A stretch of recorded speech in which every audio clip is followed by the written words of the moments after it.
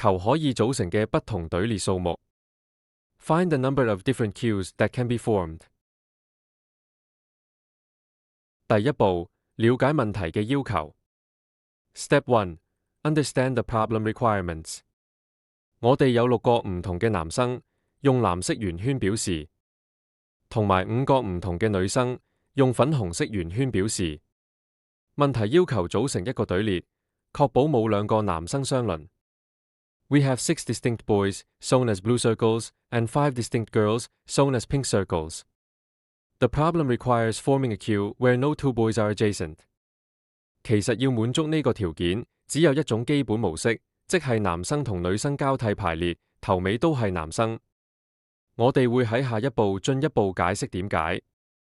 In fact, to satisfy this condition, there's only one basic pattern, BGBGBG, where boys and girls alternate, starting and ending with a boy.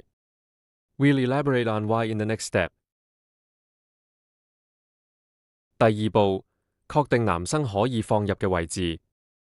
Step 2. Identify positions for boys. 將5個女生排成一行，佢哋之間同兩端有6個空位，可以用來放男生，用白色方塊表示。Arrange the 5 girls in a line. There are 6 gaps between the girls and at both ends, where boys can be placed, shown as white squares. 因為我哋有6個男生，而要避免佢哋相鄰，我哋要用晒呢6個空位，放一個男生喺每個空位，形成上述嘅模式。Since we have 6 boys and need to avoid them being adjacent, we must use all 6 gaps, placing 1 boy in each gap, forming the pattern BGBGBGBGBGB. 我哋有6個空位，要揀6個來放6個男生，方法數係試6減6等於1，證明呢個係唯一嘅模式。With 6 gaps and 6 boys to place, the number of ways to choose 6 gaps out of 6 is C of 6 choose 6, which is 1, proving this is the only possible pattern. 第三步，排列5個女生。Step 3. Arrange the 5 girls. 因為我哋有6個男生，而要避免佢哋相鄰，我哋要用晒呢6個空位，放一個男生喺每個空位，形成 BGBGBGBGBGB 嘅模式。5個女生可以有唔同嘅排列方法，例如至1至2至3至4至5，或者至2至1至3至4至5。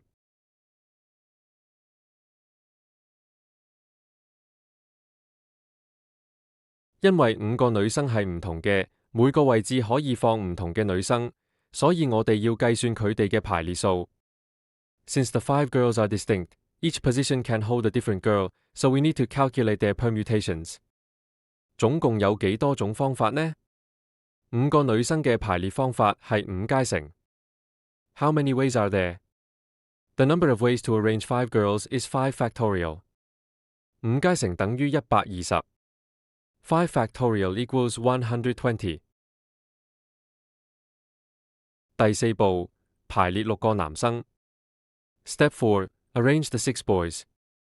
6個男生放喺6個空位，可以有唔同嘅排列方法，例如 B1、B2、B3、B4、B5、B6，或者 B2、B1、B3、B4、B5、B6。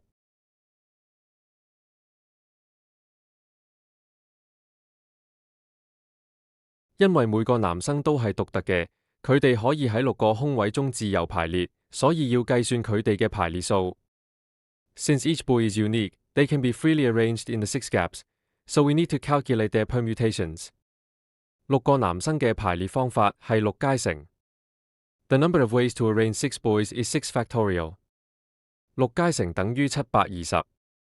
6 factorial equals 720。第5步，計算總數。Step 5. Calculate the total number. 要得到總共嘅隊列數，我哋要將女生嘅排列方法同男生嘅排列方法相乘，即係5階乘乘以6階乘。To find the total number of queues, we multiply the number of ways to arrange the girls by the number of ways to arrange the boys, which is 5 factorial times 6 factorial. 點解要相乘呢？因為女生同男生嘅排列係獨立嘅。喺固定嘅模式入面，我哋先安排5個女生喺5個女仔位置，然後6個男生喺6個男仔位置，每種組合都係一個唔同嘅隊列。Why do we multiply? Because the arrangements of girls and boys are independent. In the fixed pattern, We first arrange the 5 girls in the 5 girl positions, then the 6 boys in the 6 boy positions, and each combination gives us a unique cue. 5加乘係120 ，6加乘係720，乘起來就係86400。5 factorial is 120, 6 factorial is 720, and their product is 86,400. 最終答案係86400，選項 A。The final answer is 86,400, option A. 而家我哋睇下學生可能犯嘅錯誤同誤解。Now let's look at some common mistakes and misconceptions students might have. 選項 B 係172,800。學生可能將答案乘咗2，誤以為男生同女生嘅角色對稱。Option B is 172,800. Students might have doubled the result, thinking boys and girls are symmetric. 選項 D 係3,991,6,800。學生可能忽略咗男生唔相鄰嘅條件，直接用11階乘。Option D is 39,916,800. Students might have ignored the no adjacency rule and calculated 11 factorial. 其他錯誤可能係因為用錯排列方法，或者忽略咗問題嘅限制。Other mistakes might come from misapplying permutations or ignoring the problem's constraints. 多謝收睇，請留言同訂閱以獲取更多內容。Thank you for watching.